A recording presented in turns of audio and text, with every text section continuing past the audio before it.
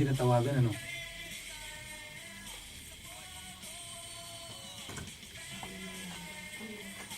Ito, saan naman ito? Sasend ko lang ito.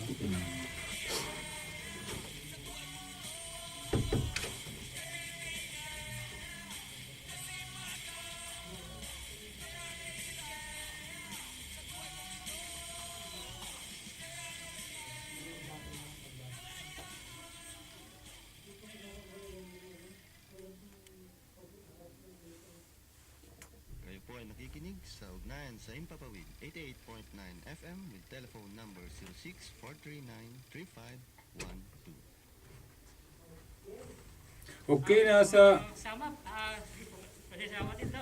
Pasensya na po sa ating mga listeners. Hindi po natin ngayon makontak ang Apri. Mukhang Busy sila sa si President na Ernesto Bunacer.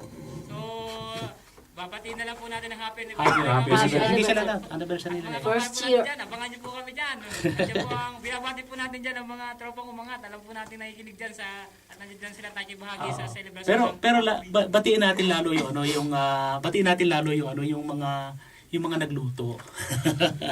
Oh, may gusto akong linawin. May dumating ditong dyaryo dito. Ang pangalan nito, Ako'y Pilipino. No? Ang nakalagay dito parang neutral yung pagkakasaad niya. Isinad niya yung sa Urbana nung araw ng Huwebes, ano? Tapos yung meeting ng PIDA. Pagdating dito sa rally, ang nakalagay niya dito, may mga megaphones daw yung nagrayari upang isaad ang kanilang kakaibang pananaw at hinaing sa anong tawag dito? Haharaping hirap sa muling pagsasayos ng kanilang mga dokumento. Ang pag pala ikaw ay sa kanila pala kapag ikaw ay mayroong paninindigan na ipinaglalaban para sa kapakanan ng mga migrante, kakaiba daw yung pananaw nila. Pananaw mo ganon. Tapos meron pa dito, may comment dito, hindi ko alam kung totoo ito, kasi wala namang kasi hindi ba natapos yan? Lalo lamang nahirapan na marami na hindi maintindihan ang gagawin. Ang hinaing ni Aling Esther, sino ba itong Aling Esther na nasa pirmata? Totoo ba ito? Kasi hindi naman ganun ang mga tao, yung lahat ng halos nating nakausap, tutol sila sa nangyaring pagtanggal ng ating middle name. Kaya po sana po linawin yung yung pagsusulat po natin ng balita kasi po kinakailangan po yung katotohanan at saka transparency.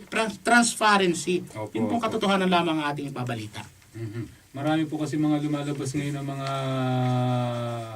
mga balita na ayon daw na merong medyo bias Kumbaga sa nagkakaroon ng misinformation.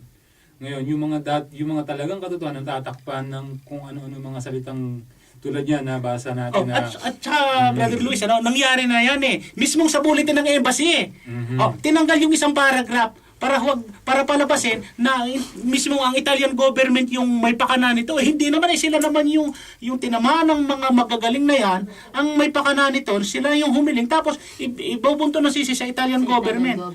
Hindi naman tama yun. Kaya nga po, kailangan transparency. Ambassador, ilabas mo na yung note verbale. Meron ba talaga? Meron ba? Baka naman wala Di ba? Ganun lang yun. Saka, malinaw naman yung binanggit, di ba, ni Ambassador na handa siyang, may magagawa siya paraan. With this intact, marami tayong kopya ng video. ayun, yun ang ron. I-refresh lang natin. Problema lang, brother, mukhang nakalimutan niya mukhang malilimutan niya na si Ambassador. Kaya nga, ang taning natin sa kanya hanggang June 15 na lang siya. At kung hindi, patuloy tayo, poprotektahan natin at hanggat si Brother Jun ang presidente ng task force, tandaan niyo mga kapatid, mga kababayan na nakikinig, walang pwedeng umapi ni ambasyata, ni sino man sa mga migranteng Pilipino. Yun po. Okay, maraming salamat, brother. Baka may mensahe ka sa ating mga kababayan na nakikinig ngayon na Brother Jun, bago natin tapusin yung ating... Opo, yun nga po, sama-sama po tayo sa Huwebes. Sa Huwebes po, ipahayag natin yung tunay na hinaing, yung tunay, hindi kakaiba. Yung tunay na pananaw, yung tamang pananaw, hinggil sa middle name. Kailangan po ibalik ito. Tinanggal po ito ng ambassador, ibabalik po natin at pupwersahin natin si ambassador na kanyang ibalik. Kung hindi, lumayas na siya at mayroong magbabalik ng middle name natin, mayroong magtutuwid ng kanyang malaking pagkakamali. Magandang tanghali po muli mga kababayan. Okay, very well said, Brother Jun. Ngayon, mga kasama, baka mayroon tayong nais batiin dyan, mga greetings dyan, para bago tayo magpatuloy. Binabati po natin yung mga kasamahan natin na lumahok nung May 5 at sa darating pang pagtitipon nitong May 19. At maya-maya lang po dediretso tayo dun sa APRI. Aha. Mga pagbati, kasama nga Tony Boy. Oo nga, si kasamang Tony, tahimik dyan. Nakikinig, lalo na yung yung pamilya ko.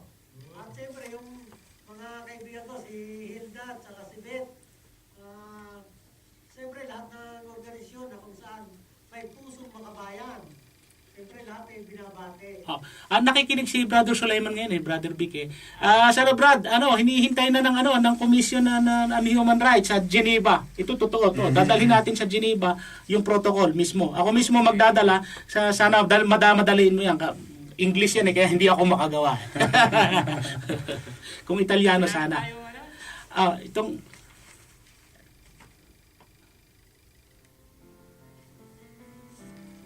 Yeah.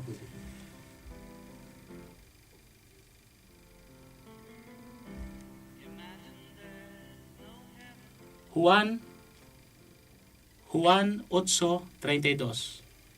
Malalaman ninyo ang katotohanan at ang katotohanan ang magpapalaya sa inyo.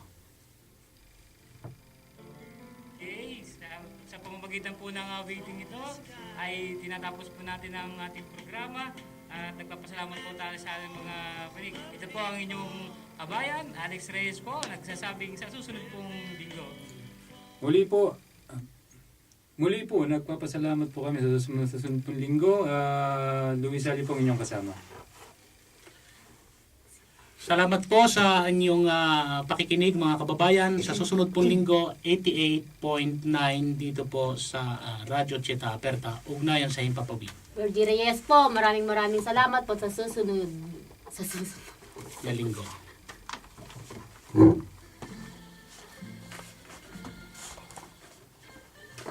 Okay na.